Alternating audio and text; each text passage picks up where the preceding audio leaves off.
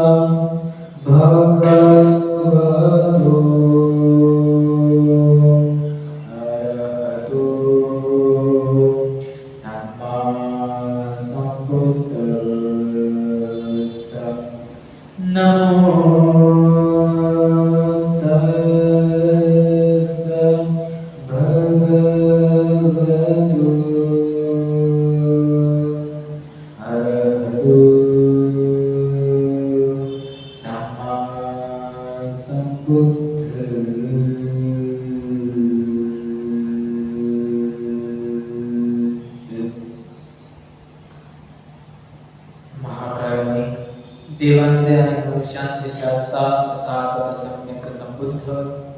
सम्यक संबुद्धाने स्वाख्यात केलेला असा सद्धम्म आणि या सद्धम्माचा प्रचार प्रसार करणारा पूजनीय आर्य श्रावक संघ प्रथमतः या तीनही रत्नांच्या प्रती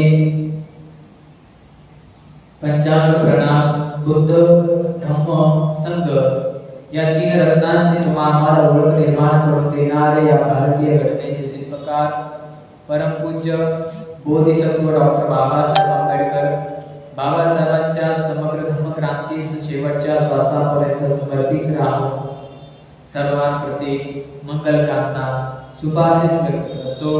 आणि आपला जो कालचा विषय होता की सामाजिक क्रांती साठी युवा आणि ज्येष्ठ यांचे काय धोरण असावे या विषयाला अनुसरून आपण आजच्या या भागामध्ये सामाजिक क्रांतीची गरज काय आहे आणि या पिढ्यांमधील समन्वय आपण कशा पद्धतीने घालायला हवा टाकायला हवा हे बघत आहोत। तर काल बघितलं की कशा पद्धतीनं युवक आणि ज्येष्ठ म्हणजे युवकांमध्ये असलेलं जे कृतीचं बळ आहे जी त्यांच्यामध्ये असलेली शक्ती आहे या शक्तीचा उपयोग कशा पद्धतीने ज्येष्ठांच्या या अनुभवातून ज्येष्ठाने दिलेला हा जो अनुभव आहे ज्येष्ठांचा हा अनुभव आहे या अनुभवाला कृतीमध्ये उतरवण्यासाठी कशा पद्धतीने युवा सहकार्य करू शकतात हे कालच्या भागामध्ये आपण जाणलं। आजच्या भागामध्ये त्याच विषयाला थोडंसं पुढे नेण्याचा प्रयत्न करू। तर समाजाच्या प्रत्येक परिवर्तनामागे एक पिढीची स्वप्न आणि दुसऱ्या पिढीची साधना असते। प्रत्येक पिढी घडते, प्रत्येक पिढीचे काहीतरी स्वप्न असतात। जसं आजच्या या वर्तमान पिढीची स्वप्न आहे की हा भारत बौद्धमय कसा होईल, जे बाबासाहेबांनी आपल्याला हे स्वप्न घालून दिलं की या भारताला बौद्धमय कसं करायचंय याच्यासाठी सामाजिक क्रांतीचं जे ध्येय ही प्रत्येक पिढी या सामाजिक क्रांतीचं स्वप्न बघतंय, या भारताला बौद्धमय करण्याचं स्वप्न बघतंय। या मार्ग जी ज्येष्ठ मंडळी आहे या ज्येष्ठ मंडळींची जी पिढी आहे ही पिढी या पिढीने ती केलेली जी साधना आहे जो परिश्रम आहे या परिश्रमाच्या बळावर आजपर्यंत हा गाडा इथपर्यंत आलेला आहे। आणि युवकांची आता ही जी पडलेली स्वप्न आहेत ही स्वप्न खऱ्या अर्थानं यांच्या परिश्रमाला अनुसरून ही स्वप्न आता युवकांनी पुढे न्यायची आहे। जेव्हा स्वप्न आणि साधना एकत्र येतात तेव्हा खऱ्या अर्थानं इतिहास घडतो। ज्यावेळेस व्यक्तीचे स्वप्न आणि त्याच्या मागची असलेली प्रयत्न कृती, साधना शब्द कृतीला आणि प्रयत्नाला लावलेला आहे, सांगितलेला गेला आहे. तर ही जी कृती आहे, ही जे प्रयत्न आहे, या प्रयत्नातूनच त्याची ती स्वप्न काय होत असतात, तर पुढं घडत असतात, ती साकार होत असतात आणि त्या स्वप्नाचा साकार झाले की तो एक इतिहास तयार होत असतो. युवक भविष्याचं स्वप्न पाहणारे आणि ज्येष्ठ हे त्या स्वप्नांना अर्थ देणारे असतात.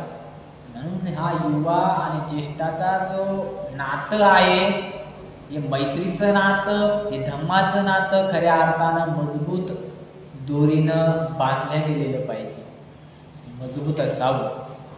तर एक पाहतो काय व्हायला हवं, काय झालं पाहिजे, आणि दुसरा काय सांगतो कसं हे शक्य होईल याचं तो मार्गदर्शन करतो. म्हणजे युवकाची स्वप्न खूप मोठी आहे, काय व्हायला पाहिजे, काय असं व्हावं की एक नवीन क्रांती तिथं घडावी. ही क्रांती घडायची असेल तर या ज्येष्ठांनी जे काही अनुभव घेतलेले आहेत, या अनुभवाच्या माध्यमातून ही क्रांती घडते. मग हे कसं होईल, माझा अनुभव असा आहे, या अनुभवाच्या द्वारे हे अशा अशा पद्धतीनं होईल, हे त्या ज्येष्ठांचं ठाम मत असलं पाहिजे. म्हणून एक युवक एक ज्येष्ठ यांचं नातं केवळ सहअस्तित्वाचं नातं नाहीये, तर हे सहक्रियेचं नातं आहे. अस्तित्व हे सहअस्तित्वाचं नातं नाही. हे नातं कोणतं आहे, सहक्रियेचं. सहक्रिया म्हणजे काय, सोबतीला मिळून खांद्याला खांदा लावून काम करणे.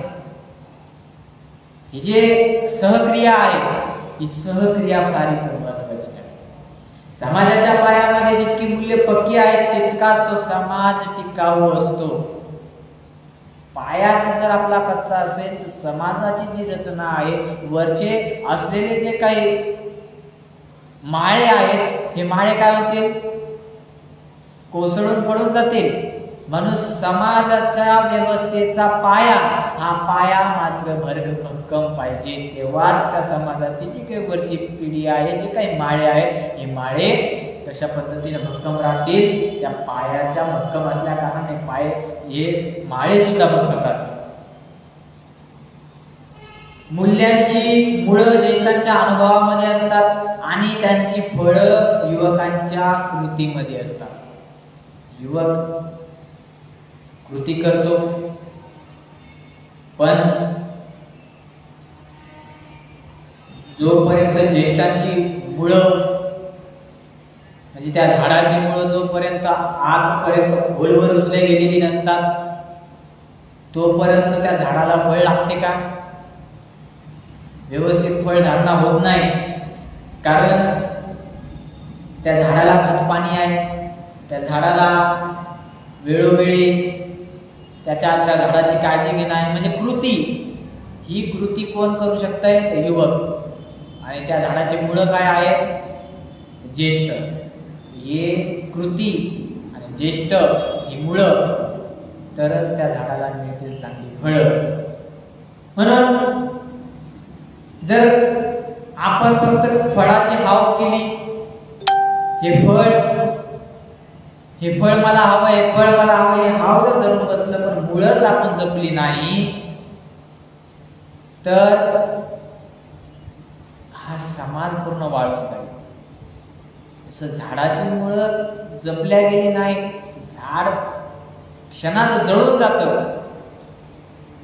काही कालावधीला तर आपल्याला ते कळतं, त्या झाडाला ना रोपय नाही, काहीच नाही, ते झाड जळून गेलं. म्हणून ही मुळं काय आहे, महत्वाची आहे. ही ज्येष्ठ, ही मुळं फार महत्वाची आहेत, तर ते झाड टिकेल, त्या झाडाला फळधारणा होईल. ती फळधारणा कशातून होईल, युवकांच्या कृतीतून होईल. म्हणून ही मुळं, युवक जर खांद्याला खांदा लावून काम करत असेल, तर नक्कीच ते झाड फार सुंदररित्या बहरेल. जर का याच्यातच भेद असेल, तर आपल्याला बघायला मिळतं की ते झाड कसं जाईल, वाळून जाईल. म्हणून समाजाचं झाड वाढता कामा नये. आणि जर फक्त मुळच जपले पण नवीन फांद्या फुलवल्याच नाही तर तो समाज तिथं थांबून जाईल. बोटॅनिक गार्डन पद्धत माहिती असेल त्यांना माहिती आहे.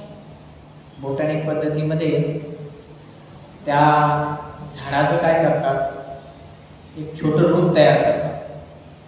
त्या झाडाची मुळं सांभाळली जातात पण त्याच्या नवीन नवीन फांद्या आहे ना वर कट करत राहतात, कारण त्या झाडाची वाढ एकदम उंच होऊ नये. ते आपल्याला हवं तितक्या हाईट इतकं, आपल्याला हवं तितक्या साईजचं आपल्याला ते झाड हवं असतं, म्हणून आपण त्या झाडाची फांद्या कट करतो. मग त्या फांद्या कट केल्या तर काय होतं, त्या झाडाला वाढ मिळते का? नाही. ते झाड तिथं आहे तिथंच थांबत जातं, त्याच्यावर ते झाड वाढत नाही. समाजाचं सुद्धा तेच आहे.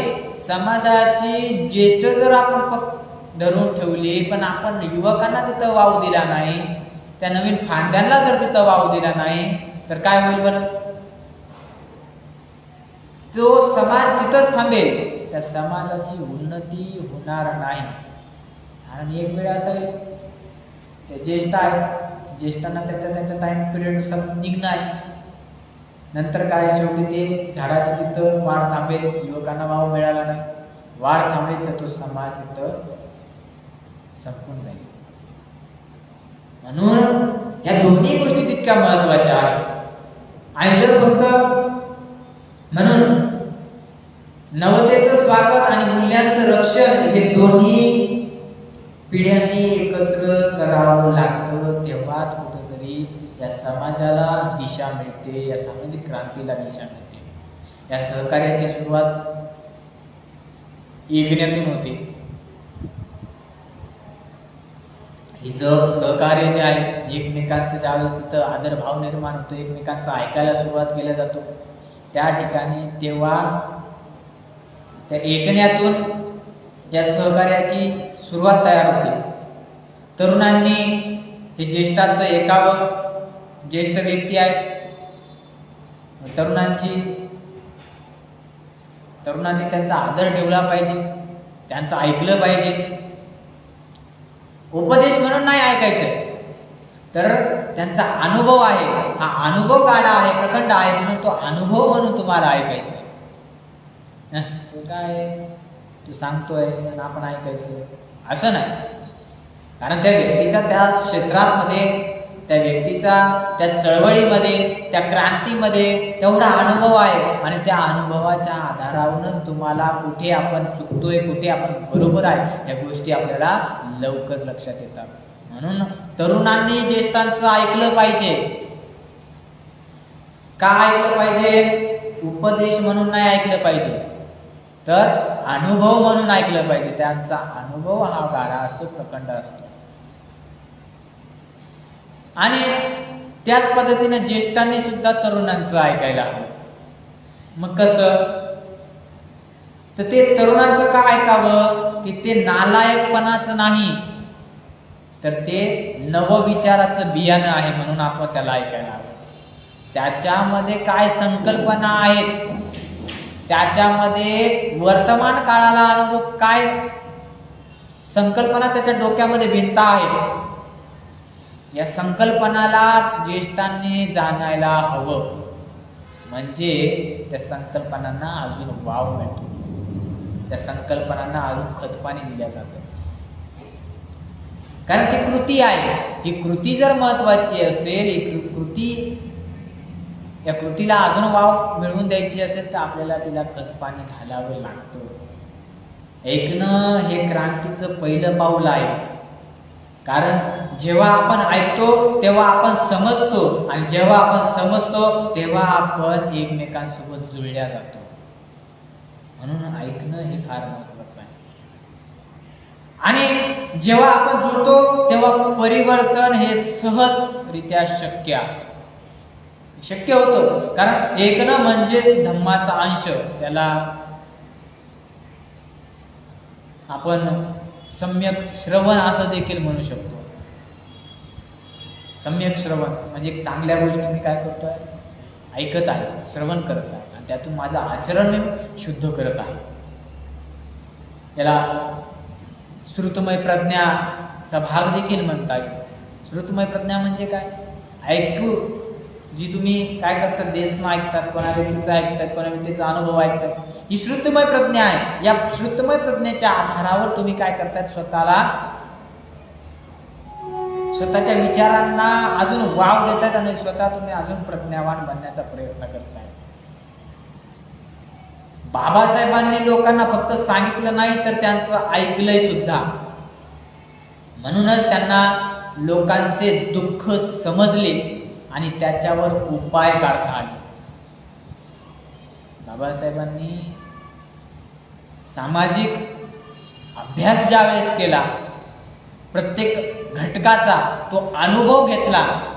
बाबासाहेबांच्या जीवनातले अनुभव ज्यावेळेस आपण वाचतो, खूप सुंदर असे अनुभव आहेत आणि असे देखील अनुभव आहेत की ते अनुभव आपण वाचत असताना, ऐकत असताना आपल्या अंगावर अक्षरशः शहारे उभं राहतात. असे आहेत बाबासाहेबांचे अनुभव आपल्याला दिसून येतात. या अनुभवातूनच बाबासाहेबांनी ही क्रांती घडवली. म्हणून बाबासाहेबांनी काय सांगितले, बाबासाहेबांनी फक्त सांगितलेले नाही तर त्यांचं ऐकलंय सुद्धा. म्हणून त्यांना लोकांचं दुःख हे व्यवस्थितरित्या समजलंय. डॉक्टर आहे, तुम्ही डॉक्टरकडे गेले आणि त्याच्याकडे जाऊन बसले, तो तुमचा इलाज करेल का? तुम्हाला त्याला सांगावं लागेल, त्याला तुमचं ऐकावं लागेल.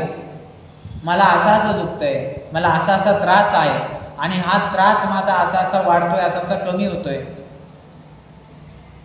हा त्रास ज्यावेळेस तुम्ही त्या डॉक्टरला सांगाल, त्या डॉक्टर ज्यावेळेस ते ऐकल, त्यावर तो उपाय काढेल, त्यावर तो तुम्हाला मेडिसिन लिहून देईल. म्हणून हे ऐकणं फार महत्वाचं असतं. आजचा तरुण अनेकदा स्वतःला एकटं समजतो. त्याला वाटतं मीच लढतोय, माझ्या माग कोणीच नाही. तरुणाला साहजिक आहे वाटतं, कारण तरुणाला ज्येष्ठांचं सहकार्य लाभत नसल्या कारणाने त्यांनी त्यांची मानसिकता तशा पद्धतीची बनवून घेतलेली आहे की इथं आम्ही लढतोय, आमच्या हक्कासाठी लढतोय, आम्हाला न्याय हवा, या न्यायासाठी आम्ही लढतोय, मग इथं मी एकटाच लढतोय असं वाटतं. साहजिक आहे, त्याला वाटतं मीच लढतोय, माझ्या मागं कोणीच नाही. पण जर त्याच्या पाठीमागं ज्येष्ठांची सावली असेल तर त्याला त्या गोष्टीमध्ये विश्वास निर्माण होतो, विश्वास तयार होतो. एक ज्येष्ठ जर सांगतोय तू बरोबर आहेस, पण पुढे संकट येतील, मी तुझ्या पाठीशी आहे, हे वाक्य एका ज्येष्ठ व्यक्तीने एका तरुणाला जर सांगितलं ना, तर तो तरुण खूप प्रोत्साहित होऊन लढायला सुरुवात करतो. त्याला माहिती आहे माझ्या मागे कोणतरी उभा आहे खंबीर, म्हणून तो आणखी प्रोत्साहन त्याला मिळतं त्या गोष्टीचं, त्या एका वाक्याचं, त्या एका शब्दाचं त्याला तेवढं प्रोत्साहन मिळत असतं. एक ज्येष्ठ सांगतो त्याच्या अनुभवाच्या अनुसार त्याला सांगत असतो की बाबा हे अशा करत असताना या चळवळीमध्ये असे असे चढ आहेत, असे असे उतार आहेत आणि या चढ उताराला तुला अशा अशा पद्धतीनं बघणं आहे, कारण इथं तुझ्यासमोर संकटे उभा राहू शकतात आणि या संकटाला सामोरे जा. अडचण आली तर मी तुझ्या मागे उभा आहे तुला मार्गदर्शन करण्यासाठी. हे शब्द फार महत्वाचे आहेत. असे शब्द ज्या युवकाच्या पाठीशी असतात तो युवक पर्वत देखील हलवण्याची ताकद ठेवतो. तो युवक पर्वत देखील हलवण्याची ताकद ठेवतो. ही प्रेरणा देण्यासाठी ज्येष्ठांनी पुढाकार घ्यायला पाहिजे आणि युवकांनी ती प्रेरणा अहंकार न ठेवता स्वीकारायला पाहिजे. मी शिकतोय ही भावना प्रत्येक तरुणानं ठेवायला पाहिजे आणि मी अजून देतोय ही भावना प्रत्येक ज्येष्ठानं सुद्धा बाळगली पाहिजे. या दोघांतूनच क्रांतीचा जन्म होत असतो. म्हणून अनेक धम्म कार्यकर्ते जे आहेत, धम्म चळवळीमध्ये हे कार्यकर्ते वयोवृद्ध झाले, त्यांचा अनुभव खूप प्रगल्भ आहे, मोठा अनुभव आहे. अनेक तरुण सुद्धा या चळवळीत निर्माण होतात, नवीन नवीन तरुण या चळवळीला आपला वेळ देण्याचा प्रयत्न करत असतात, त्यांचा हा उत्साह देखील फार अमूल्य आहे. कारण कार्य करण्यासाठी तरुण झटतात. हा अनुभव ज्येष्ठांकडून मिळतो, तेव्हाच ते आणखी झटायला सुरुवात करतात. दोघांनी जर एकत्र आलं तर ही शक्ती अगणित लोकांना जागृत करू शकते. धम्म म्हणजे शांतीचा मार्ग आहे, पण शांती ही निष्क्रियता नाही, ती क्रांतीपूर्वक विवेकशील कृती आहे. आणि ही कृती साकारते जेव्हा विचार आणि आचरण दोन्ही एकत्र येतात. ज्येष्ठ हे विचाराचं बोधी पिंपळाचं हे असं झाड आहे आणि युवक हे आचरणाचं वटवृक्ष आहे. दोघंही एकाच भूमीमध्ये उगम पावतात. समतेच्या, धैर्याच्या आणि बुद्धी प्रामाण्याच्या या भूमीमध्ये ही दोन्ही झाडं काय होत आहेत, उगतायत. म्हणून ही भूमी दोघांनीही एकत्र जोपासायला पाहिजे, जपली पाहिजे. जिथं मुळं आणि फांद्या दोन्हीही मजबूत असतात तिथंच झाड टिकतं. आणि ही बाब समाजाला सुद्धा लागू होते. म्हणून सामाजिक क्रांतीसाठी पिढ्यांचा हा समन्वय फार अपरिहार्य आहे. जिथं समन्वय आहे तिथं स्पर्धा नाही, तिथं काय आहे तर सहकार्य, एकमेकांना सहकार्य केलं जातं. जिथं सहकार्य आहे तिथे समाजामध्ये एकजुटपणा निर्माण होतो. आणि जिथं एकजुटपणा आहे तिथं शोषण टिकत नाही. आणि जिथं शोषण टिकत नाही तिथं खरी धम्म समाज रचना शक्य होते. म्हणजेच बौद्धमय भारताचा हा जो पाया आहे, हा पाया तिथं भरायला सुरुवात होते.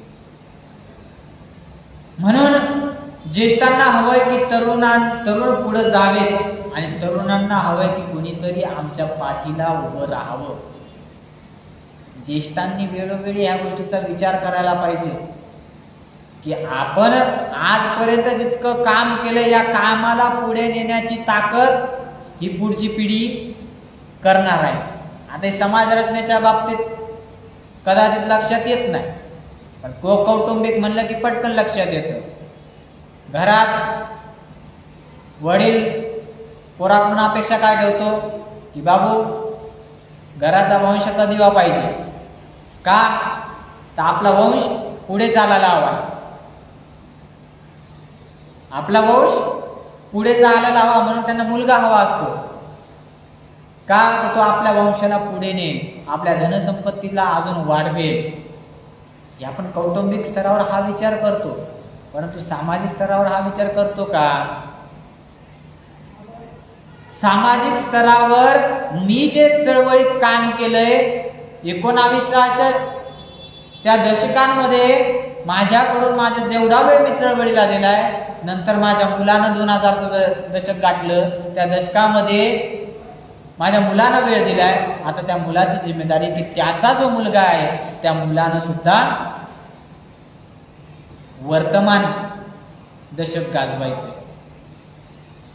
मग याच्यासाठी वर्तमान दशक गाजवायचंय, तर मग याच्या माग त्याच्या वडिलांचा सुद्धा हात, त्याच्या आजोबाचा सुद्धा अनुभव, या दोघांचे अनुभव त्याला ज्यावेळेस मिळतील त्यावेळेस तो बरोबर पुढे जाईल. आपण जेव्हा नोकरी पेशावर असतो किंवा एखादा आपला बिझनेस असतो, कौटुंबिक स्तरावर ज्यावेळेस विचार करतो आपण, शेतीबाडीचा जास्त शेतीबाडीचा ज्यावेळेस विचार केला जायचा, एवढं 5-10 एकर रान आहे, लेकरू घरात जन्माला आलं, 12-15 वर्षाचं 10-12 वर्षाचं झालं, हळूहळू त्याला शेतीतल्या प्रत्येक गोष्टी सांगितल्या जातात, शिकवल्या जातात. 7-12 काय आहे, पोट खराब काय आहे, या सगळ्या गोष्टी एक एक त्याला सांगितल्या जातात. पिकाच्या बाबत माहिती, लागवडीच्या बारेत माहिती त्याला दिल्या जाते, व्यापाऱ्याशी संबंध कसा ठेवायचा याच्याबद्दल त्याला ते शिकवण ऑलरेडी शेतकरी कुटुंब आपल्या लेकरामध्ये घालतं. ते डायरेक्ट जन्मला 10-12 वर्ष झालं डायरेक्ट लागलं कामाला असं होते का? अजिबात नाही. हा अनुभव त्याला आजोबाकडून त्याच्या वडिलांकडून तो अनुभव त्याला मिळतो. त्या अनुभवातूनच तो मग त्या पुढे शेतीची मशागत करतो, तेवढा तो कॅपेबल बनतो. म्हणून आपण जर वैयक्तिक जर ही वैयक्तिक संरचना आपण ऑलरेडी आपल्या जीवनामध्ये पालन करतोय, वापरतोय, तर सामाजिक क्रांतीसाठी सुद्धा या संरचनेचा आपण अभ्यास केला पाहिजे. ही संरचना सुद्धा सामाजिक क्रांतीसाठी आपण वापरली पाहिजे.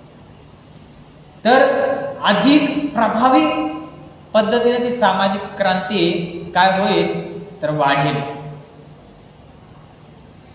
या दोन्ही गरजा परिपूर्ण होत नाहीत तोपर्यंत ही जी क्रांती आहे ही क्रांती अर्धवट राहते. आपण युथ फॉर रिव्हॉल्युशन आपण युथ फॉर रिव्हॉल्युशन म्हणतो, पण एल्डर्स विथ रिव्हॉल्युशन ही संकल्पना आता आपल्याला मांडावी लागेल. जी संकल्पना आहे ही संकल्पना आपल्याला मांडावी लागेल. म्हणून कारण बाबासाहेबांच्या मागे फक्त युवक नव्हते, समृद्ध अनुभवी वयोवृद्ध असे कार्यकर्ते सुद्धा होते. त्यांच्या एकमेकांचा जो समन्वय होता त्यातूनच बुद्ध विहार आजपर्यंत आपल्याला घडलेली बघायला मिळतात. त्यातूनच जुन्या ज्या धम्मपरिषदा घडल्या, या धम्मपरिषदा आज काहीतरी इतिहास आपल्याला सांगून जात आहेत. त्यातूनच एवढं मोठं धर्मांतर हे घडलं. धर्मांतराची चळवळ या ठिकाणी तयार झाली. आज आपल्याला तसंच सामूहिक कार्य आणि धोरण फार आवश्यक आहे. हे जे सामूहिक कार्य आणि धोरण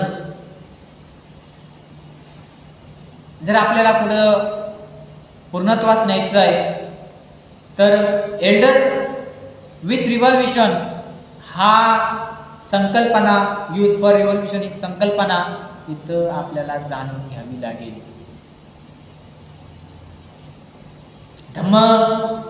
धम्मक्रांती म्हणजे केवळ बौद्ध धर्माचा प्रचार करणं नाही. बौद्ध धर्माचा प्रचारापुरती धम्मक्रांती आहे का? तर समतादिष्ट समाज व्यवस्थेचा विस्तार म्हणजे या धम्मक्रांतीचं उद्दिष्ट आहे. ती व्यवस्था उभी राहते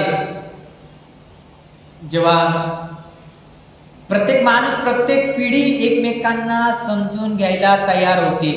धम्म सांगतो सर्व प्राणी सुखी असोत, द्वेषरहित असोत, भयमुक्त असोत, आणि ही शिकवण प्रत्येक तरुणाच्या हृदयात आणि प्रत्येक ज्येष्ठाच्या कृतीमध्ये उतरायला हवी. फक्त प्रवचनानं भाषणानं हे गोष्टी घडणारच का? सर्वांप्रती मैत्री भाव ठेवा. सगळे म्हणतो का प्रवचन झालं, प्रवचनात सर्रास सांगितलं जातं सर्वांप्रती मैत्री भाव ठेवा. द्वेष भावना तर अशी कुठून कुठून भरलेली जाते. नाव आहे तुम्हाला जर समताधिष्ठित समाज व्यवस्थेचा विस्तार करायचा आहे तर तुम्हाला ही व्यवस्था प्रत्येक माणूस, प्रत्येक पिढी एकमेकांना ज्यावेळेस समजून घेईल, ज्यावेळेस सर्व प्राणी सुखी असोत, द्वेषरहित असोत, भयमुक्त असोत, ही शिकवण आपण हृदयामध्ये जागृत ठेवून आणि प्रत्येक ज्येष्ठ व्यक्तीने ही जी कृतीमध्ये उतरवेल त्यावेळेस या गोष्टी खऱ्या अर्थाने घडतील.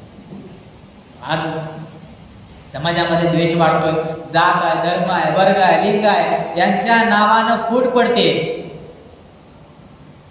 या फटी भरून काढण्याचं काम युवक करू शकतो जर त्यांना शांततेचा मार्ग मिळाला तर तो मार्ग धम्मातून मिळतो आणि धम्माची बीज ज्येष्ठांकडे असतात. म्हणून दोघांची मैत्री ही काळाची गरज आहे, क्रांतीची अट आहे. जिथं नव्या पिढीला जुनी मुळं जपता येतात आणि जुनी पिढी नव्या पिढीला नव्या वाऱ्यांना सामोरे जाते, तिथे समाज हा काळानुरूप बदलतो आणि टिकून सुद्धा राहतो. इतिहास सांगतो आपल्याला प्रत्येक क्रांतीला 2 घटक लागतात. पहिला घटक विचारवंत आणि दुसरा घटक कृतिशील. विचारवंत व्यक्ती आणि कृतिशील व्यक्ती हे 2 घटक ज्यावेळेस एकत्र येतील त्याच वेळेस क्रांती घडते. एकाच्या बळावर क्रांती घडत नाही. विचारवंत म्हणजे ज्येष्ठ, कृतिशील म्हणजे युवक. विचारवंत अनुभवाचा ज्याच्याकडे फार मोठा साठा आहे. युवकांकडे अनुभव नाहीये, परंतु ज्येष्ठांकडे अनुभव आहे. म्हणून क्रांतीसाठी हे 2 घटक फार महत्वाचे आहेत.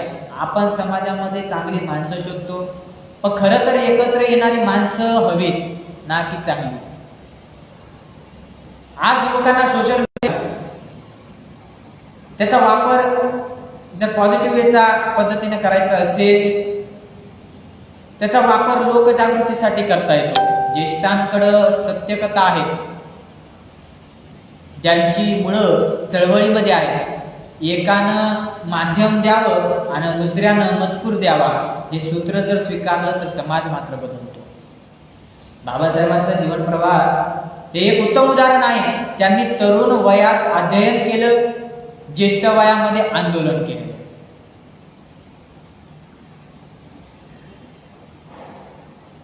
बाबासाहेबांच्या या भाषण संग्रहांमध्ये आपल्याला या गोष्टी नमूद मिळतात. बाबासाहेबांच्या एक वाक्य आपण प्रत्येक जण लिहित असतो. बाबासाहेब म्हणाले होते, जा आणि आपल्या घराच्या भिंतीवर लिहून ठेवा की मला या देशाची शासनकर्ती जमात व्हायचं. काय आपण हे वाक्य सुद्धा आज नवट ऐकलंय. ते पूर्ण वाक्य काय आहे माहित आहे कोणाला? हे पूर्ण वाक्य काय आहे सांगताय? मला या देशाची शासनकर्ती जमात व्हायचंय. त्याच्या पुढे पण लिहिलेले काय, मला या देशाची शासनकर्ती जमात व्हायची. शासनकर्ती जमात जर मला होता आलं नाही तर या देशाची प्रशासनकर्ती जमात मला व्हायची. होतंय का? दिसतंय का? प्रशासन करणारी ती पिढी कुठेतरी कमकुवत झाल्यासारखं मला वाटतंय. ह्या पिढीचं जे मार्गदर्शन आहे, या युवकांना जर मार्गदर्शन असेल तर खऱ्या अर्थानं ते शासनकर्ते पण होऊ शकतात आणि प्रशासनकर्ते सुद्धा होऊ शकतात. म्हणून ही शासनकर्ती जर जमात तुम्हाला घडवायची असेल, ही प्रशासनकर्ती जर जमात तुम्हाला घडवायची असेल तर कृतिशील व्हावं लागेल.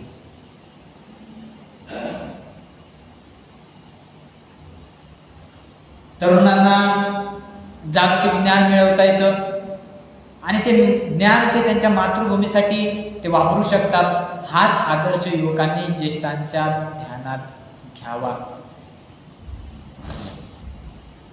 ज्येष्ठ म्हणजे फक्त वृद्ध व्यक्ती नाही, अनुभवाचा भंडार आहे. त्यांच्याकडे अंधश्रद्धा असतील असं गृहीत धरू नका. बऱ्याच ठिकाणी युवकांना वाटतं त्यांना काय पिढ्या पिढ्या आलेले आहेत, ते अंधश्रद्धेने वरील असते, या गोष्टी त्यांना लक्षात येत नाही. त्यांच्याकडे अंधश्रद्धा आहेत असं युवक गृहीत धरतात, पण हे युवकांना गृहीत धरलं नाही पाहिजे. त्यांच्याकडे काही सत्यही असतात. हे सत्य जाणून घेणं हे प्रत्येक युवकाचं कार्य आहे, कर्तव्य आहे. एकाच नाण्याच्या जशा 2 बाजू असतात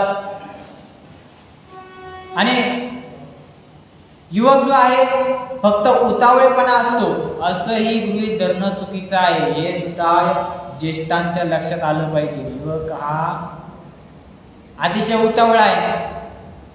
हा उतावळेपणा कधी कधी ज्येष्ठांना वाटतं समाज या नाण्याचा तिसरा भाग आहे, जो या दोन्हीही बाजूंना समृद्ध होतो.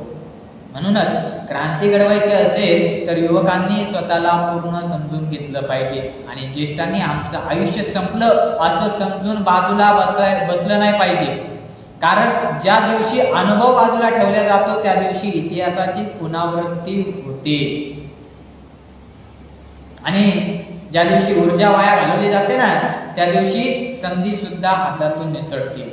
म्हणूनच अनुभवाची मुळं आणि ऊर्जेचे पंख एकत्र जुळाले पाहिजे. प्रत्येक गावात, प्रत्येक विहारात, प्रत्येक शाळेमध्ये युवक आणि ज्येष्ठांचा संवादाची सत्र ही नियमित व्हायला हवी. जिथं अनुभव सांगितले जातात तिथं शंका विचारल्या जाव्यात आणि यावर उपाय एकत्र सुचवल्या जावेत. हा संवाद म्हणजे क्रांतीची शाळा ठरव. जिथं प्रश्न विचारले जातात तिथं उत्तरे मिळतात सुद्धा. तिथंच विचार सुद्धा जन्म घेतो आणि जिथं विचार असतो तिथं दिशाहीनता राहत नाही. युवकांनी यासाठी प्रेरणादायी कथा, उदाहरणं आणि इतिहास हा युवकांना हवा असतो. ज्येष्ठांनी आपण या ज्येष्ठांनी डोळ्यांनी बघितलेले असतात, अनुभवलेले असतात.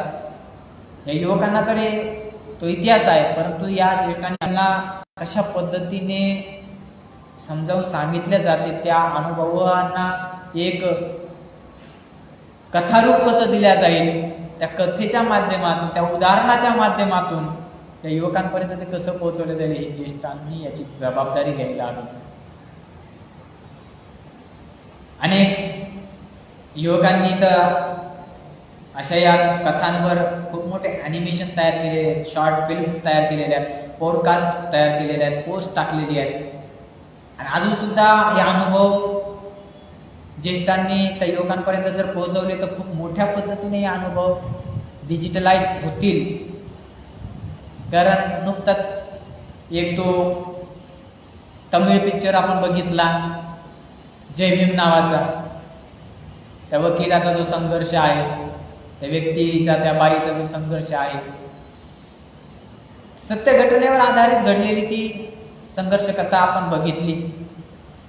ही कथा निर्माण करत असताना जो कोणी तिथं जो डायरेक्टर होता, त्या डायरेक्टरनं त्या कथेमध्ये जे कोणी त्या कथेला साक्षीनं बघितलेलं आहे, त्यांच्या समोर ती घटना घडलेली आहे, त्यांच्याशी भेटलेत, तो अनुभव त्यांनी घेतला आणि त्यानंतर त्यांना ते जिवंत रूप त्या पिक्चरमध्ये, त्या मूवीमध्ये आपल्याला बघायला मिळतं. असे बरेचसे आहेत. जसं मध्यंतरी तानाजी पिक्चर प्रसिद्ध झाला, छत्रपती शिवाजी महाराजांवर पण बरेचसे पिक्चर प्रसिद्ध झाले, बाबासाहेबांवर सुद्धा बरेचसे पिक्चर प्रसिद्ध झाले. हे पिक्चर ह्या नुकत्या काळामध्ये घडलेले, परंतु ते पिक्चर ज्यावेळेस आपण बघतो तर त्यावेळेस आपल्याला बाबासाहेबांची, त्या छत्रपती शिवाजी महाराजांची जी काही जीवनचर्या आहे, दिनचर्या आहे, ती एकदम उत्कृष्टरित्या बघायला मिळते. त्यावेळेस तो डायरेक्टर तिथं होता का, हयात होता का? पण नाही, त्यांनी ते अनुभवातून शिकलं, ते जाणलं की कशा पद्धतीनं त्यांची दिनचर्या असेल. हे त्या ज्येष्ठांना जाऊन त्यांच्याशी संवाद झाला, त्या संवादातून ते कळालं. आज आपण बाबासाहेबांचं जे जीवनचे चरित्र आपण ज्यावेळेस एखाद्याला सांगतो की बाबा हे वाच, तर चांगदेव खैरमोडेचा आपण उल्लेख करतो का, तर तो व्यक्ती बाबासाहेबांच्या पर्सनल सोबत राहिलेला आहे आणि त्यांनी ते ग्रंथसंपदा तयार केलेली आहे. मग त्याला अनुभव आहे, बाबा बाबासाहेबांचा जो सहकारी होता म्हणून त्याने ते व्यवस्थित त्याच्यामध्ये लिहिलेलं आहे. आपण हा दृष्टिकोन घेऊन तिथे समोरच्याला ते सजेस्ट करतो की नाही, हा ही ग्रंथसंपदा वाच. अजून चटणीस आहे, रेगे आहे. हे चटणीस रेगे यांचे जे ज्यावेळेस अनुवादित केलेलं बुद्ध अँड धम्मा आपण बघतो की नाही बाबा, बाबासाहेबांचं स्वप्न होतं, त्यांनी ते प्रकाशित केलं. हा काय, हा अनुभव आहे. या अनुभवाच्या माध्यमातून त्यांनी ती कृती मध्ये उतरवलं आणि ते आज आपल्यापर्यंत पोहोचले. प्रत्येक पिढीला वाटतं आपणच जग बदलू शकतो आणि बदलायलाच पाहिजे, पण तो बदल टिकवायला तुम्हाला जुनी मुळं ती लागतात. जुनी मुळं जर नसेल ना तर तो बदल घडणार नाही. आणि आज जे काही आपण मिळवलंय ते कोणीतरी त्याग करून दिलेलं आहे याची भावना सुद्धा आपल्यामध्ये असायला हवी. आणि उद्या जे काही समाज घडेल तो आपण आज निर्माण करू त्यावर आधारित असेल. आज आपल्याला त्याग तितका करावा लागेल, संघर्ष तितका करावा लागेल, तेव्हा आपण पुढच्या पिढीला ते वातावरण निर्माण करून देऊ शकतो. या क्रांतीला आपण आज जितक्या वेगाने, जितक्या प्रयत्नाने, जितक्या कृतीतून आपण पुढे नेण्याचा प्रयत्न करू तितकंच ते येणाऱ्या भविष्यातील पिढीला सुद्धा फायद्याचं ठरेल. कारण आज आपल्याला आज इतकं जे मिळालंय यामागे सुद्धा कित्येक पिढ्यांचा संघर्ष आपण बघितलाय. या संघर्षातूनच आपल्याला या गोष्टी आजपर्यंत इतक्या सुलभरित्या मिळाल्या. म्हणून आपण इथंच थांबून न जाता या झाडाच्या ज्या फांद्या आहेत या फांद्या आणखी कशा पद्धतीनं वाढीस लागतील याकडे प्रयत्न करायला हवे, जेणेकरून पुढच्या त्या भविष्यातल्या पिढीला त्याची फळं चाखता येतील. म्हणून कृतीशीलता ही फार महत्वाची आहे. आणि म्हणूनच क्रांती म्हणजे केवळ वर्तमान नाही तर भूतकाळाची जबाबदारी आणि भविष्याची ती तयारी आहे. ही तयारी दोघांनीही करायची, युवकांनी आणि ज्येष्ठांनी. एकानं ज्ञान द्यायचं आणि दुसऱ्यानं त्याला गती द्यायची, मगच त्याला दिशा मिळेल. बाबासाहेबांचं जीवन हे गती आणि ज्ञान यांचं एकत्रित दर्शन होतं. तसंच एकत्र दर्शन आजच्या तरुणांमध्ये आणि ज्येष्ठांमध्ये घडायला हवं. यासाठी क्रांती प्रशिक्षणाची शिबिरं जिथं दोघांचा सुद्धा सहभाग असेल अशा योजना आज उभा राहणं गरजेचं आहे. आपण केवळ भाषण करून, केवळ पोस्ट लिहून, कुठंतरी एखाद्या वर्तमानपत्रामध्ये एखादी जाहिरात, एखादं काहीतरी आपलं मत व्यक्त केलं म्हणजे झालं, एवढं करून आपण समाज बदलू शकत नाही. मुळात आज तेच चालू आहे, कृती कोणीच करत नाही. आज चालू काय, फक्त काहीतरी 2 वाक्य चळवळीसाठी लिहायचे आणि ते प्रकाशित करायचे. फेसबुक आलंय तर ते आता वर्तमानपत्राकडे कोणी उठून बघत नाही. फेसबुक आणि व्हॉट्सअप युनिव्हर्सिटी तयार झालेल्या आहेत आमच्या नवीन. या फेसबुकवर आलं की लगेच काहीतरी मनामध्ये दिलं की लगेच टाकलं, केलं पोस्ट. व्हॉट्सअपवर काहीतरी मनात आलं की लगेच चळवळीसाठी 2 शब्द लिहिले की केले पोस्ट. आणि याच्यातून क्रांती घडेल अशी अपेक्षा असते. घरात बाबू थंड बसली आणि अशानं कशी क्रांती घडणार? क्रांती जर घडायची असेल तर तुम्हाला कृतीशील होणं फार गरजेचं आहे. म्हणूनच तरुणांनी श्रमदान आणि अभ्यास वर्ग, मुलाखती आणि सेवा कार्य दिलं पाहिजे आणि ज्येष्ठांनी त्याला दिशा, ज्ञान आणि प्रेरणा दिली पाहिजे. आज प्रत्येक विहारामध्ये, सार्वजनिक ठिकाणी धम्म व्याख्यानांसोबत युवकांच्या चर्चा मंडळ सुरू व्हायला पाहिजे, जिथं तरुणांना बोलायला शिकवलं जाईल, त्यांना विचार मांडायला शिकवलं जाईल आणि त्यांच्या चुका तिथं समजून घ्यायला मिळतील. त्या चुकांमधून ते सुधरत चालतील. आपण सर्रास बोलतो, आजच्या पिढीला माईक दिला बोलता येत नाही, हे करता येत नाही, ते करता येत नाही आणि अशानं कसा यांचा संघर्ष चालेल. तुम्ही त्यांना अजून स्टेजच निर्माण करून दिलेल्या नाही. त्या स्टेजचा अभाव आहे तिथं, म्हणून ती युवक घडायला तयार नाही, ती घडू शकत नाही. त्यांना प्रेरणा नाही, त्यांना वाव मिळत नाही, त्यांना तिथं स्टेज मिळत नाही. हा जर स्टेज प्रत्येक विहारामध्ये उपलब्ध करून दिला तर खऱ्या अर्थानं ते चुकतील, त्यांच्या चुका त्या विहारामध्ये सुधारल्या जातील आणि त्या विहारातूनच ते या सामाजिक क्रांतीसाठी किंवा या समाजासाठी झटणारे असे संघर्षशील कर्तृत्ववान व्यक्ती म्हणून बाहेर पडते. कारण आपण बघत असतो एखादा राजकीय पक्ष आहे, हा राजकीय पक्ष वेळोवेळी याच्या सभा मीटिंग होत राहतात. राजकीय पक्षांच्या वेळोवेळी सभा होतात, वेळोवेळी मिटिंगा होतात, त्यांचे नेते दौऱ्यावर नेहमी असतात, कार्यकर्त्यांच्या कॉन्टॅक्टमध्ये नेहमी असतात, त्यांचे कॅडर कॅम्प्स होतात, कॉर्नर बैठका होतात. आणि या कॅडर कॅम्प्स, या कॉर्नर बैठकातूनच ती जी काही तो पर्टिक्युलर राजकीय पक्ष असेल तो अजून वाढीस लागतो. सामाजिक क्रांतीत आपल्याला असं कुठं दिसून येतं का? सामाजिक क्रांतीला नेतृत्व करणारा व्यक्ती समोर नाही, नेतृत्वहीन असलेली सामाजिक क्रांती सध्या सुरू आहे. तिची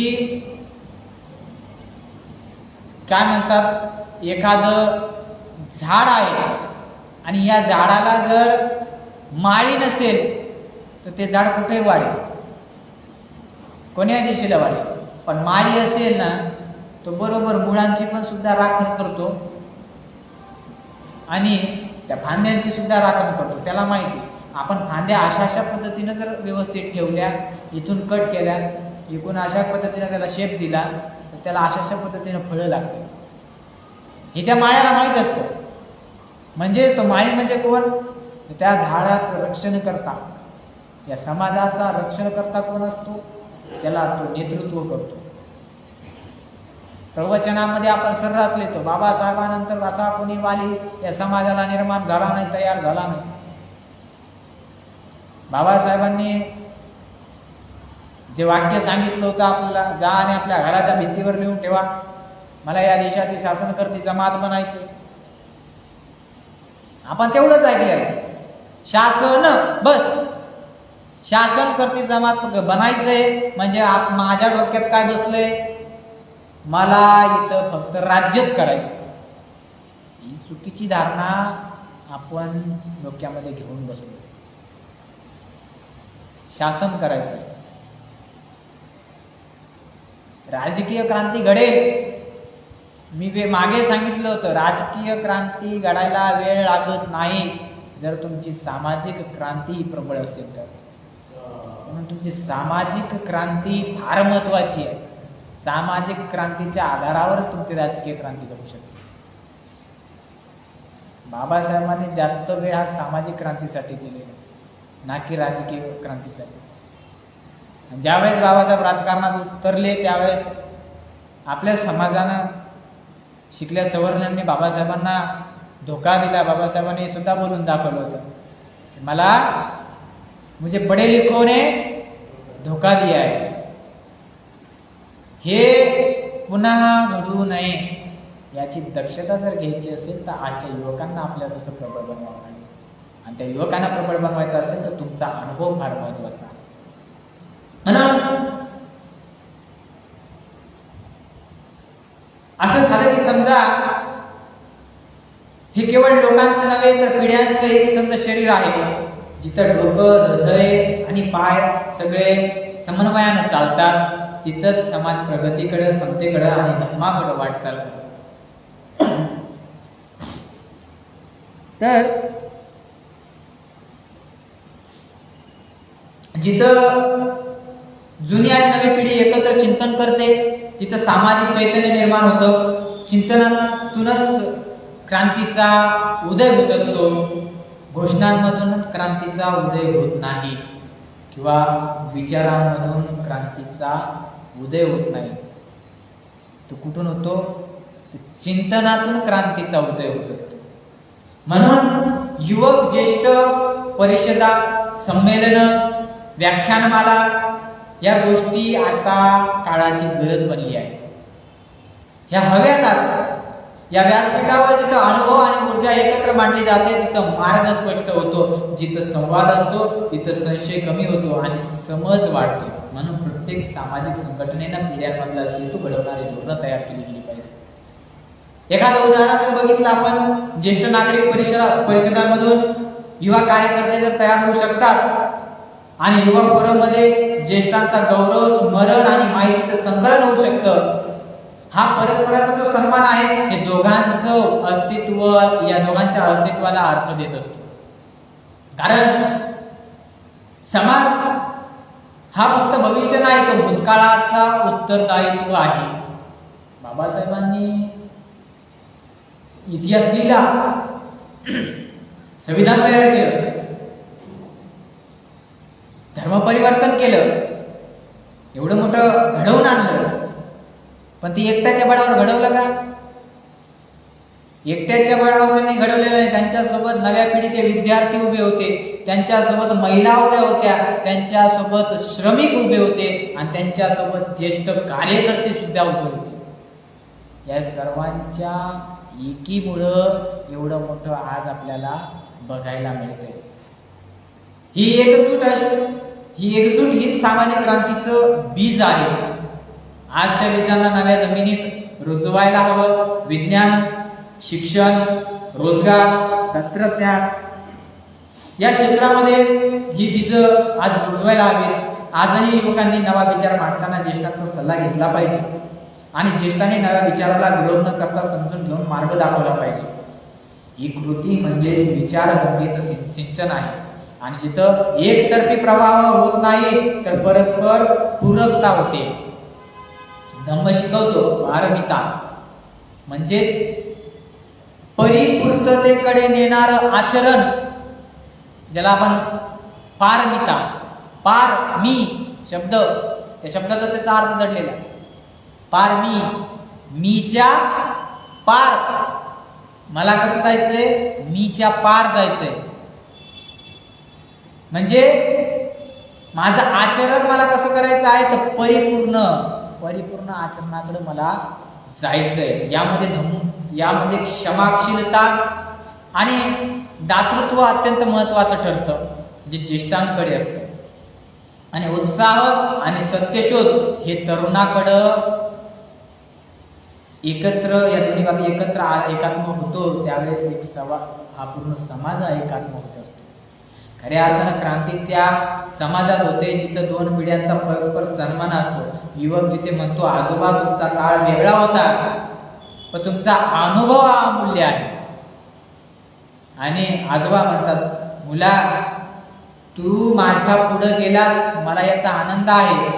ही भावना समाजाला घरात घडवावी लागेल, कारण परिवर्तन बाहेरून नव्हे तर आतून सुरू होत असतं. म्हणूनच शिक्षण पद्धती, कुटुंब संस्था, विहार संस्था आणि समाज संघटना यांनी पिढ्यांमधला हा पूल तयार करायला हवा, हा दुवा यांनी व्हायला हवा. म्हणूनच या पुलावरून समतेची यात्रा नंतर सुरू होईल. प्रत्येक तरुणानं मी इतिहासातला एक बिंदू आहे हे जाणलं पाहिजे आणि प्रत्येक ज्येष्ठानं भविष्यातले हे बिंदू रेषेमध्ये कसे जोडल्या जातील याला सल्ला दिला पाहिजे. असे बिंदू रेषेत जोडले गेले की त्यातून समाजाला दिशा मिळते, आणि ही दिशा मिळाली की समाज संघर्ष सोडून संघर्षाला ही एक नवी वाटचाल, ही नवी एक दिशा देतो. आणि जर एक तरुण धम्माच्या आदर्शावर शिक्षण घेत असेल आणि त्याच्या आजोबांनी बाबासाहेबांचं भाषण प्रत्यक्ष ऐकलेलं असेल तर त्या कुटुंबात फक्त ज्ञानच उरत नाही तर प्रेरणा आणि दिशा सुद्धा मिळते. अशी कुटुंब म्हणजेच धम्मपरिवार, जी समाजासाठी आदर्श असतात, आदर्श ठरतात. म्हणून युवक आणि ज्येष्ठ हे नातं हे केवळ वैयक्तिकच नाही तर सामाजिक गरज आहे. एकजूट हे आत्मिक सुख, सामाजिक सुरक्षता आणि मानसिक समज या तिन्ही बाबी एकत्र देणारी गोष्ट आहे. एकमेकांच्या या चुका दुरुस्त करत एकमेकांना आधार देत जर हे नातं घडेल तर ते नातं केवळ एका पिढीपुरतं मर्यादित राहत नाही, ते चळवळीचं रूप घेतं. आणि चळवळ म्हणजे फक्त झेंडे आणि मोर्चे दाखवून करणं नाही, ते माणसामधल्या सशक्त नात्यामधून उभी राहते. म्हणून युवक आणि ज्येष्ठ हे क्रांतीचे दोन श्वास आहेत. एक इनहेल करतोय आणि दुसरा एक्सेल करतोय. क्रांतीची श्वास आहे, एक ते श्वास घेतोय, एक श्वास सोडतोय, आणि एक जर भविष्यात बघतो तर दुसरा भूतकाळात, पण दोघेही वर्तमानात क्रिया करत आहेत. ही क्रिया तीच परिवर्तनाची संधी आहे. म्हणून प्रत्येक तरुणानं एक वेळ ठरवला पाहिजे. आठवड्यातून 1 तास ज्येष्ठांसोबत संवाद साधला पाहिजे, आणि प्रत्येक ज्येष्ठानं देखील एक वेळ ठरवला पाहिजे नव्या गोष्टी शिकण्यासाठी आणि नव्या लोकांना ऐकण्यासाठी. नवयुवकांना ऐकण्याची मानसिकता आज ज्येष्ठांनी तयार केली पाहिजे.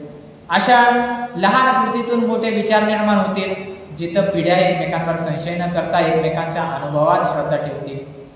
तिथे आम्ही आणि तुम्ही संपत आणि आपण आपलेपणा हा सुरू होतो. आपण म्हणजे धम्म आणि आपण म्हणजेच क्रांती. समाज फक्त कायद्यानं बदलत नाही, तर तो संवादाने बदलतो. आणि संवाद होतो तेव्हा 2 पिढ्या एकाच ध्येयासाठी समांतर अशी वाटचाल सुरू करतात. समाज म्हणजे एक वेळ आणि अनेक वयोगटांचं सामूहिक सहजीवन. समाज म्हणजे काय? एकाच वेळी अनेक वयोगटांचं सामूहिक असलेलं सहजीवन आहे. तिथे लहानातला लहान सुद्धा आहे, मोठ्यातला मोठा सुद्धा आहे, श्रीमंत आहे, गरीब आहे, मध्यमवर्गीय आहे, प्रत्येक जण आहे. प्रत्येकाला मिळूनच हा समाज तयार होतो. प्रत्येक वयोगटाचं एक चिंतन आहे, त्यांच्या काही समस्या आहेत, आणि उपाय हे सुद्धा वेगवेगळे आहेत. पण ध्येय एक असेल तर मार्ग कधीच विस्कळीत होत नाही. सामाजिक क्रांती हेच ते ध्येय जे पिढ्यांना जोडू शकतं. कारण सामाजिक अन्याय हा कोणत्याही एका वयाच्या गटापुरता मर्यादित नसतो. दलितांच्या, बहुजनांच्या, कष्टकऱ्यांच्या हा जो लढा आहे, हा लढा पिढ्यानपिढ्या चाललेला आहे. मग त्याच्या विरोधात लढण्यासाठी पिढ्यानपिढ्या जोडलं जाणं हे गरजेचं आहे. एका बाजूला अनुभवाचं साठं, दुसऱ्या बाजूला चैतन्याचा उद्रेक, आणि यांच्या मधोमध एक नवा समाज जन्म घेतो, जो जागरूक आहे, जो बांधिलकी निष्ठ आहे, आणि जो समतावादी आहे. अनेकदा 1-2 गट एकमेकांच्या कल्पना समजून घेत नाही. ज्येष्ठांना वाटतं युवक चंगळवादी झालेत, विचारहीन झालेत, आणि युवकांना सुद्धा वाटतं ज्येष्ठ जुनाट आहेत, तंत्रज्ञान नाकारतात, त्यांना या गोष्टी समजत नाहीत. हे जी दोन्हीच्या ही जी समज आहे, ही समज अर्धवट आहे. अज्ञानातून आणि संवादाच्या अभावातून हे आलेलं आहे. म्हणूनच समाजामध्ये पिढ्यानपिढ्या समजूत निर्माण करणारं कार्यक्रम आज घडायला हवेत. ज्येष्ठ समुपदेशक मंडळ आणि तरुण श्रोतेवर्ग या संकल्पनामुळे याला असा वाव मिळत असतो. म्हणून बुद्धकार्य संघातही पिढ्यांमध्ये आदर आणि समर्पण होतं. नवविहार, श्रामणेर आणि स्थवीर यांचं सह अस्तित्व होतं. भगवान बुद्धांनी ज्यावेळी संघ तयार केला, संघ तयार करत असताना कुठं असा भेदभाव केलाय का? तरुणांचा वेगळा, ज्येष्ठांचा वेगळा, थेर वेगळे, महाथेर वेगळे. तो संघ त्यांनी एकच संघ तयार ठेवला, आणि त्या संघामध्ये त्या पद्धतीची त्यांनी बांधिलकी निर्माण कशी राहावी असे विनय तयार करून गेले. श्रामणेरानं त्याच्या आचार्याला वंदन केलं पाहिजे. त्याच्या आचार्याच्या सह असलेले जे काही समकालीन भिक्षू आहेत, समवयीन भिक्षू आहेत, त्याच्याहून वरिष्ठ आज आपण बघत असतो. 1 दिवसाचा जरी श्रामणेर असेल, 1 तास अगोदर एखाद्या व्यक्तीने प्रवचन घेतली, आणि 1 तासानंतर जरी एखाद्या व्यक्तीने प्रवचन घेतली, 1 तास अगोदर प्रवचन घेतलेल्या व्यक्तीला त्याला वंदन करावं लागतं. का? तर तो त्याच्यावरून वरिष्ठ होतो, तो आदर त्याच्यामध्ये तिथं भिनला जातो, तो आदर त्याच्यामध्ये निर्माण केला जातो. ही उदाहरणं आपल्या डोळ्यासमोर असून देखील आपण त्याला नजरअंदाज करतो. कुठंतरी या चळवळीला एक तर आपण समजून घेण्याचा प्रयत्न करत नाही, किंवा जसं चाललंय तसं चालू आमचं काय खायचं प्यायचं आमचं आहे बरं, द्यायचं तर मग काय ते करत बसतील क्रांती. म्हणून युवकांना प्रेरित व्हायचं असेल, युवकाला सगळ्यात अगोदर, आता काही जण विचार करतात इथं आपलं ऐकत नाही लोकांचं गावा सुधरावा. तुम्हाला युवकांना प्रेरित करायचं असेल ना, तर त्याला त्याच्या स्वातंत्र्याची जाणीव करून द्यावं लागतं. हे स्वातंत्र्य त्याला मिळालं कसं, त्याच्यासाठी सगळ्यात बेस्ट पुस्तक मला तरी वाटतं तेच आहे, द वेटिंग फॉर विजा. पारपत्राच्या प्रतीक्षेमध्ये, विजाच्या प्रतीक्षेमध्ये हे पुस्तक खऱ्या अर्थानं जो युवक वाचतो ना, त्या कथा ज्यावेळेस त्या मन लावून वाचायला सुरुवात करतो ना, तर त्याच्या मनावर एक वेगळाच परिणाम होतो. कारण त्याला तिथून बाबासाहेबाच्या क्रांतीसाठी श्रद्धा निर्माण होते आणि तो क्रांतीसाठी झटायला स्वतःला तयार करतो. म्हणून हे पुस्तक खऱ्या अर्थानं मला तरी वाटतं की बीजाचं काम करेल. म्हणून या पुस्तकाला प्रत्येक युवकापर्यंत पोहोचवणं सुद्धा आपलं कर्तव्य असलं पाहिजे. असे कितीक तरी लिखाणं आहेत, असे कितीक तरी प्रवचनं आहेत की ज्या प्रवचनांना त्या युवकांपर्यंत आपण जर पोहोचवलं तर खऱ्या अर्थानं त्यांच्या मनामध्ये क्रांतीची बीज ही निर्माण होतील, तयार होतील आणि तीच क्रांतीची बीज नंतर चांगली वृक्ष होतील आणि वृक्षाची फळं चांगली देतील. म्हणून उदाहरणार्थ एका वृद्ध बाईने सांगितलं, बेटा आम्ही बिहारात पाणी भरायचं रे बाबा. तर तो तरुण म्हणायचा, आजी मी बिहारात सोलार पंपच बसवतो. आता गेल्या काही दशकांमध्ये हे सुगत बुद्ध विहार, आता माझ्या ऐकण्यानुसार मी फक्त एवढंच ऐकलं की बाबा बाहेर छोटासा पुतळा होता, मूर्ती नव्हती, काय नव्हतं, असं होतं तसं होतं, कंपाऊंड नव्हतं. अशा गोष्टी साहजिक होत्या गेल्या काही दशकांमध्ये. पण कृतिशील कार्यकर्ते असल्या कारणाने या विहाराला आज एवढं मोठं भव्य रूप मिळालं. का? कोणीतरी जागा पकडल्या होत्या. का पकडल्या? की उद्या भविष्यामध्ये कोणतरी या जागेला न्याय मिळवून देईल, या जागेला कुठेतरी वाढवेल. आज तुम्ही एवढं मोठं बनवून ठेवलं. आता तुमच्या मनामध्ये काय आहे की उद्या या गोष्टीला टेक ओव्हर कोण करेल? युवक अशी तयार झाली पाहिजे, याला नवीन वाव मिळाला पाहिजे. म्हणून आज हा पाया तुम्ही तयार करून ठेवलेला आहे. उद्या याला कोणतरी टेक ओव्हर करेल. उद्या या गोष्टीला, बाबासाहेबांच्या क्रांतीला समर्पित असे युवक नक्कीच मिळतील आणि ते या गोष्टीला खऱ्या अर्थाने टेक ओव्हर करतील. म्हणून हा जो उदाहरण आहे, हे असे उपक्रम आहेत, हे इथं सहभाग वाढवतात आणि प्रत्येक वयोगटाला स्वतःचं योगदान दिसायला हवं आणि ते दिसतं. ज्येष्ठाने सांगायला हवं, तुमचं बोलणं ऐकायला लोक आहेत. आणि युवकांना सांगायला हवं, तुमच्या कृतीमध्ये एक इतिहास आहे. समाज म्हणजे केवळ प्रश्नांचा समूह नाही, तर तो उत्तराच्या प्रवाहानं घडतो, जिथं अनुभवाचा आधार घेतला जातो. पण नवी दिशा तिथं नाहीये, तिथं समाज थांबतो. आणि जिथं केवळ नवीन मार्ग आहे पण मुळच नाही, तिथं समाज उखडतो. म्हणून दोघांनी मिळून एक नवा व स्थिर असा समाज घडवायचा आहे. पिढ्यांचं हे समन्वय तत्कालीन नाही, ते दीर्घकालीन आणि धोरणात्मक असायला पाहिजे. प्रत्येक संस्थेमध्ये युवा ज्येष्ठ संयुक्त अशा समित्या बनल्या पाहिजेत.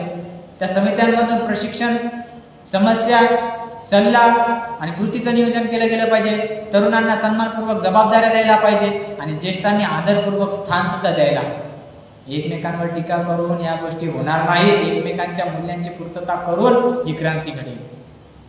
यानं असं केलं, त्यानं तसं केलं, टीका करून काहीच होणार नाही.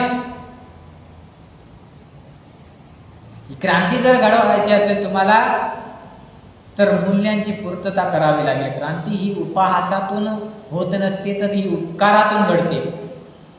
आणि उपकार ही सेवा आहे, जो जुना अनुभव देतो आणि जो नवा प्रयत्न देखील करतो. युवकांनी स्वतःला केवळ विरोध करणारा नाही तर रचनात्मक कार्यकर्ता मानलं पाहिजे. आणि ज्येष्ठांनी स्वतःला केवळ मार्गदर्शक नाही तर सहभागी कार्यकर्ता समजायला पाहिजे. क्रांतीत प्रत्येक जण करता असतो, कोणी हा पाहुणा नसतो. मग तो ज्येष्ठ असो का युवा असो, हा पाहुणा नाही. तिथं प्रत्येक जण करता आहे. आपण बघतो अनेक युवा चळवळी अल्पायुष्य असतात, उभा राहतात. 2-5 पोरं तयार झाले, क्रांती घडतात, करतात, कालांतराने नंतर ते शांत होऊन जातात. कारण त्यांना आधार देणारे ज्येष्ठ, नेतृत्व करणारे असे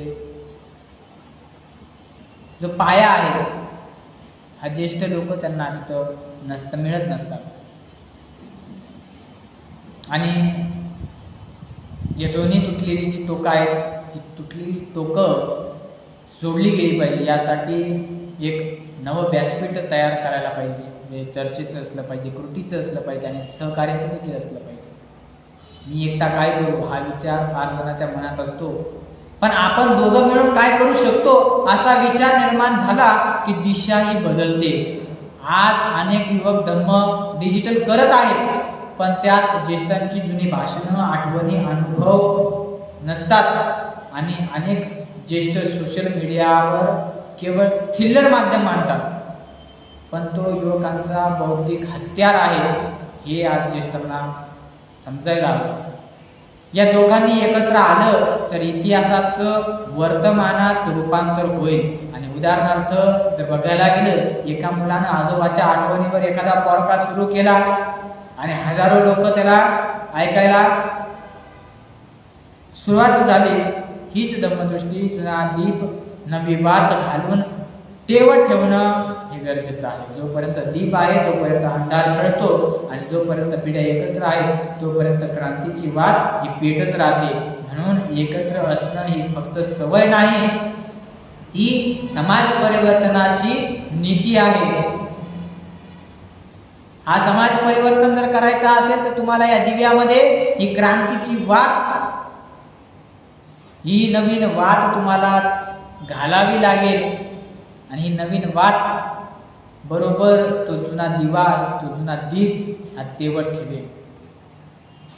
बौद्ध धर्माची एक विशेषता आपल्याला बघायला मिळते, ती केवळ व्यक्तिगत मोक्ष प्राप्ती म्हणा, निर्वाण म्हणा यासाठी नाही, तर सामाजिक समतेची चळवळ याच्यासाठी आहे.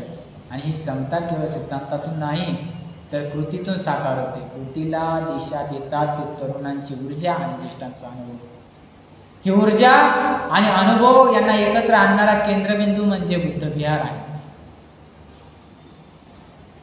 विहार हे फक्त पूजेचं स्थळ नाही, ते एक धम्मचर्चा आणि क्रांती शिक्षणाचं केंद्र असावं, जिथं तरुणांनी धम्म शिकावा, सामाजिक इतिहास समजून घ्यावा आणि कृती ठरवावी. आणि जिथं ज्येष्ठांनी आपले अनुभव शिकवण्या आणि बाबासाहेबांचे विचार मांडावे. जिथं शील, समाधी, प्रज्ञा ही ती त्रिसूत्री आहे, ही पिढ्यानपिढ्यांमध्ये वाहत राहावी.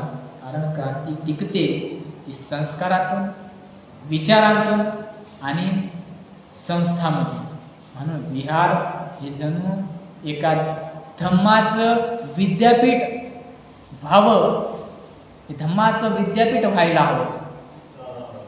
जर धम्माचं विद्यापीठ घडलं तर यातूनच खऱ्या अर्थानं सामाजिक क्रांती घडेल. समाजाच्या प्रत्येक बदलामध्ये एक विचारधारा आणि एक केंद्र आवश्यक असतं. विहार हे केंद्र असेल तर धम्म ही विचारधारा आहे आणि त्याभोवती युवक ज्येष्ठ याचं संघटन बांधता आलं पाहिजे. एकत्रित अभ्यास वर्ग, चर्चा सत्र, स्नेह संमेलन आणि सेवा कार्य सुद्धा सुरू झाले पाहिजे. अशा केंद्रांमध्ये साप्ताहिक चर्चा सभा मांडल्या गेल्या पाहिजेत, आयोजित केल्या गेल्या पाहिजेत, जिथं प्रत्येक शनिवार रविवार एक प्रश्न मांडला जाईल. आता एखादा प्रश्न जर बघितला आपण, आम्ही आज कोणते सामाजिक प्रश्न सोडवू शकतो, एखादी सभा तुम्ही मांडली, शनिवार रविवार बघितला, एखादा चर्चासत्र राबवलं, प्रश्न टाकला, आम्ही आज कोणती सामाजिक प्रश्न सोडवू शकतो, युवक त्याच्यावर उपाय सुचवतील आणि ज्येष्ठ त्याच्यावर मार्गदर्शन करतील. हा समन्वय तिथं असला पाहिजे. अशी प्रक्रिया समाजात उत्तरदायित्व आणि नेतृत्व तयार करून देते आणि शिक्षणाचं हे बीज तिथं पेरल्या जातं आणि यातूनच तयार होतो एक जागरूक, सुसंस्कृत आणि क्रांतिकारी समाज. ही संकल्पना, सोसायटी संकल्पना आपल्याला बघायला मिळते. एखादी सोसायटी आहे, 8-10 तिथं बंगले, 8-10 तिथं फ्लॅट्स आहेत. त्या सोसायटीचं एक कार्यालय आहे. त्या कार्यालयामध्ये रविवारच्या दिवशी एक मीटिंग भरल्या जाते. महिन्यावारी ती एक मीटिंग भरल्या जाते. सोसायटीमधले आलेल्या अडचणी, त्या अडचणी तिथे सोडवल्या जातात. मग का ती पद्धत आपण आपल्या समाज व्यवस्थेमध्ये वापरला का जाऊ नये? अनेक युवकांना वाटतं आम्ही एकटं काहीच करू शकत नाही. बरोबर आहे, युवक त्यांच्या ठिकाणी बरोबर आहे, पण जेव्हा त्यांना जाणवतं की कोणीतरी आपल्या मागं आहे, ते बघतात, तेव्हा ते अधिक आत्मविश्वासाने पुढे जातात. हा आत्मविश्वास त्यांना तिथं निर्माण होत असतो. ही सावली म्हणजे ज्येष्ठाचं अस्तित्व आहे, जे समोर नसलं तर पाठीशी असतं. आणि ज्येष्ठांना सुद्धा वाटतं या मुलांमध्ये आपण पुन्हा घडतोय. ही पुनर्निर्मिती म्हणजे धम्म परंपरेचं पुनरुज्जीवन आहे, जिथं परंपरा ही केवळ परत परत केल्या जाणारी गोष्ट नाही, तर त्या प्रत्येक वेळी नव्यानं अनुभवलेल्या, नव्यानं समजलेल्या गोष्टी असतात. म्हणून जिथं विहारात तरुणांनी प्रवचनं दिली आणि ज्येष्ठांनी त्यांचं कौतुक केलं, तिथं धम्म कृतीत उतरतो. हे महत्वाचं आहे. ही ओळ प्रत्येक विहाराच्या भिंतीवर लिहिल्या गेली पाहिजे. काय की विहारामध्ये तरुणांनी, नवयुवकांनी प्रवचनं दिली आणि ज्येष्ठांनी त्यांचं कर्तृत्व बघून, त्यांचं वक्तृत्व बघून तिथं कौतुक केलं. हे करणं त्या विहाराच्या नियमावलीमध्ये असलं पाहिजे. कारण यातूनच धम्म हा खऱ्या अर्थानं कृतीमध्ये उतरतो. युवकांकडे ऊर्जा आहे, वेळ सुद्धा आहे. ही वेळ, हा ऊर्जा, या ऊर्जेला, या वेळेला जर एक वेगळी दिशा दिली, आत्मविश्वास दिला, खऱ्या अर्थानं धम्म हा फार मोठ्या पद्धतीनं व्यापक होईल, व्यापक स्वरूपात ही क्रांती घडेल. आज ज्येष्ठांना वाटतं की आम्ही समाजासाठी फार तळमळ करतोय. हो, तुम्ही तुमच्या ठिकाणी बरोबर आहात, तळमळ करता आहात, परंतु तुमच्या वयोमानानुसार तुमच्याकडे तितकी कृती करायसाठी ताकद नाहीये. ती ताकद कोणाकडे आहे? ती युवकांकडे आहे. म्हणून ज्येष्ठांनी मार्गदर्शन करावं आणि युवकांनी कृती करावी. जसं मी मागच्या उदाहरणात सांगितलं, जंगलातली झाडं, ती लाकडं उचलण्यासाठी त्या फॉरेस्ट ऑफिसरकडे तितकं बळ नाही, पण त्यानं ज्या वेळेस हत्ती आणला, त्या हत्तीमध्ये तितकं बळ आहे की ते झाडं ते वाहू शकतो, ती लाकडं तो वाहू शकतो. पण तो हत्ती पण स्वतंत्र काम करू शकतो का? अजिबात नाही. त्या हत्तीला चालवणारा कोण आहे? तर तो माहूत, तो फॉरेस्ट गार्ड. त्या फॉरेस्ट गार्डकडे अनुभव आहे. त्या अनुभव, त्या हत्तीवर तो सवार होतो, तो माहूत त्या हत्तीवर सवार होतो आणि त्या हत्तीला योग्य ती दिशा देतो. तेव्हा जाऊन तो हत्ती त्याच्यात असलेल्या बळाचा उपयोग करून ते कार्य करतो, ती कृती घडवून आणतो. उदाहरण, आपण आपल्या लेकरांना, मला तरी वाटतं, हत्तीची ही कथा शिकवायला हवी, सांगायला हवी. हत्तीच्या 2 कथा आहेत, प्रत्येकानं ऐकली असेल एक जुनी कथा. हत्ती कोणासारखा, तर आंधळा म्हणते सुपासारखा. म्हणजे ते काहीतरी 4-5 आंधळे असतात, त्या आंधळ्यांचा तो ऐराणीतला तो संवाद आहे, अनुभव आहे. हत्तीची एक कथा आहे, आम्हाला लहानपणी होती ती मराठीच्या पुस्तकामध्ये.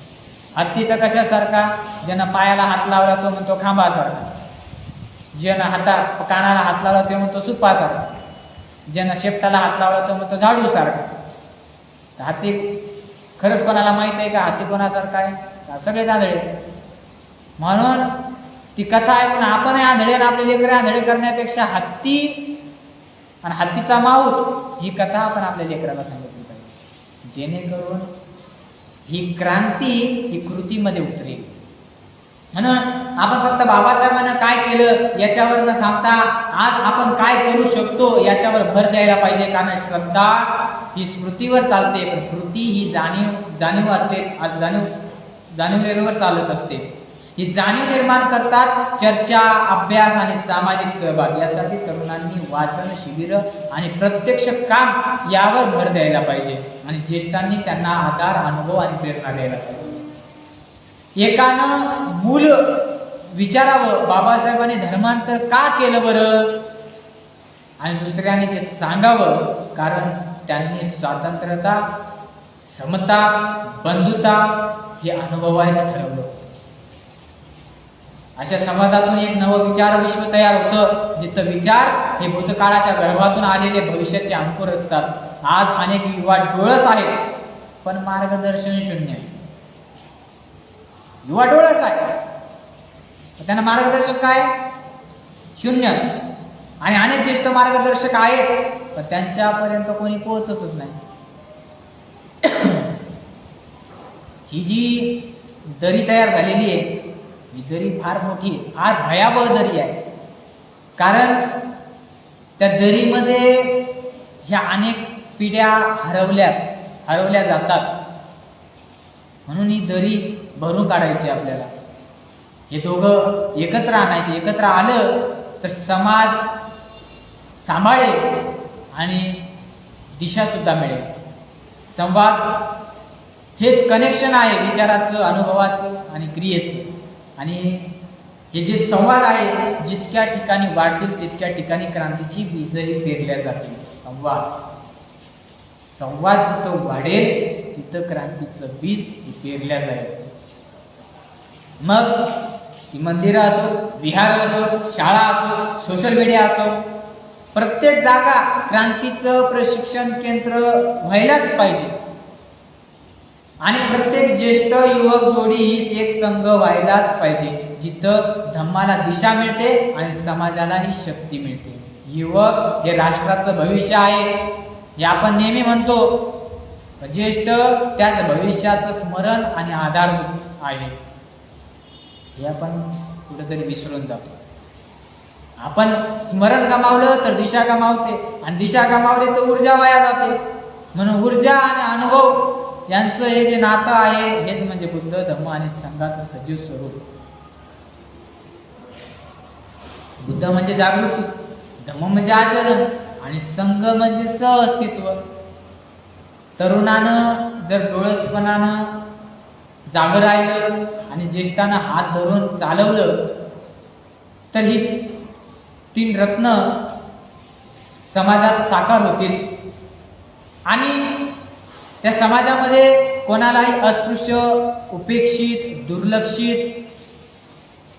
वाटणार नाही. हीच खरी सामाजिक क्रांती आहे. क्रांती म्हणजे एका दिवसाचा निर्णय नाही, ती पिढ्यानपिढ्यांसोबत चालू असते. जिथं एक जण सुरू करतो आणि दुसरा त्याला पुढं नेतो आणि तिसरा त्याला पूर्ण करतो, पूर्णत्वाकडे नेतो. म्हणून युवकांची धाव आणि ज्येष्ठांची वाट युवकांची धाव आणि ज्येष्ठांची वाट दाखवणं दोन्ही गरजेचं आहे. कुठंही एकाकी प्रयत्न चालणार नाहीत. संघबुद्धी व्हायला हवी. बौद्ध संघाची संकल्पना ही व्यक्तिगत सिद्धीसाठी नाही तर समाज परिवर्तनासाठी आहे आणि त्या परिवर्तनासाठी पिढ्यांची एकजुटता फार अनिवार्य आहे. आपल्याकडे वारसा आहे पण त्याचं रूपांतर दायित्व व्हायला हवं. ज्येष्ठांनी तो वारसा कथामधून सांगितला पाहिजे, हे फार महत्वाचं आहे.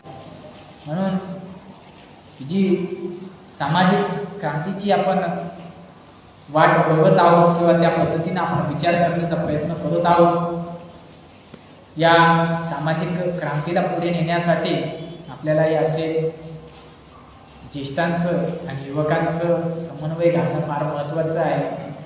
आणि या प्रवचनात ज्यांना हे प्रवचन ऐकत असताना प्रश्न पडले, नक्कीच त्यांनी या प्रश्नांची उत्तरं मिळवावी. आणि प्रश्नांची उत्तरं मिळवत असताना या प्रवचनातच मी सांगितलं की कशा पद्धतीने तो एक संघ असायला हवा, कशा पद्धतीने ते उत्तरं मिळवल्या जावीत याचं भान प्रत्येकानं ठेवायला पाहिजे. म्हणून या ठिकाणी आजच्या या लेसनीला इथे विराम देतो. सर्वांप्रती मंगलमयी सद्भावना व्यक्त करतो. खूप मंगल हो, खूप कल्याण, सुखी हो, सुखी हो, सुखी हो.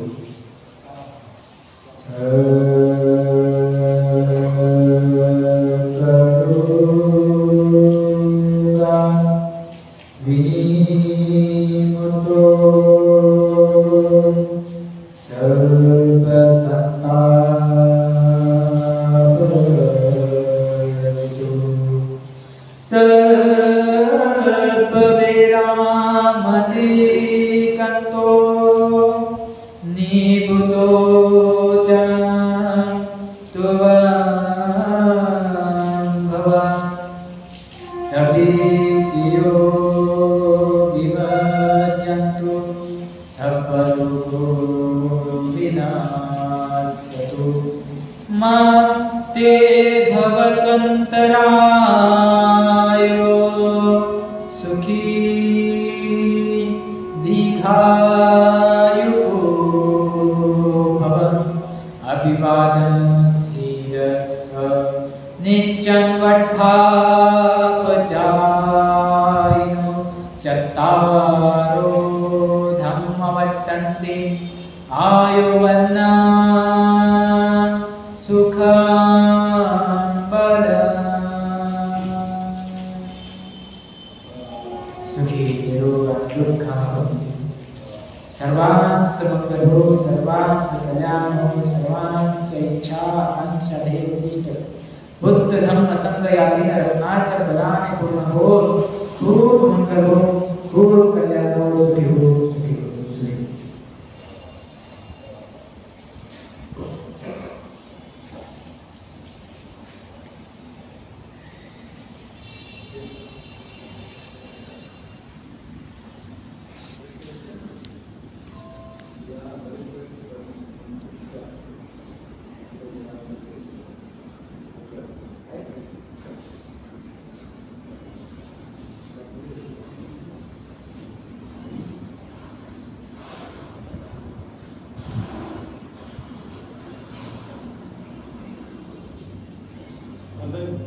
सुखी. प्रश्न असा होता की आजचे जे युवक जे आहेत